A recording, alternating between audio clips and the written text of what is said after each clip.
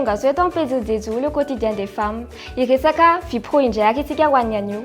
Raha sambany ianao vohiditra ao anatin'ny tontolon'ny asa dia ireto ary misy torohevitra vitsivitsy tsara ho fantatry. Voalohany, mila faharitana mazava izay tianao atao. Orinasa aiza ary type de contrat manao ahoana no tianao hidirana. Tadio nefa fa tsy voatery tonga dia ilay asa tianao no azo amin'izany. Faharoa, mitohy foana ny fianarana. Fianarana ny fiainana ka tsara hatrany ny manohy fahalalana vaovao ao ampiasana. Fahatelo, mila lamina tsara ny fitantanam-bola, mahaiza mandrindra ny volanao. Ary fahaefatra farany, mila lamina tsara ny fotoana. Farito tsara ny fotoana tokony hiasana sy ny fotoana hiarahana amin'ny namana, ary aiza adino ny manokana fotoana hikarakarana vatana. Dia izay indray ary no azona tolotra ho an'ny anio, manome fotoananao manaraka indray. Mandra-piola.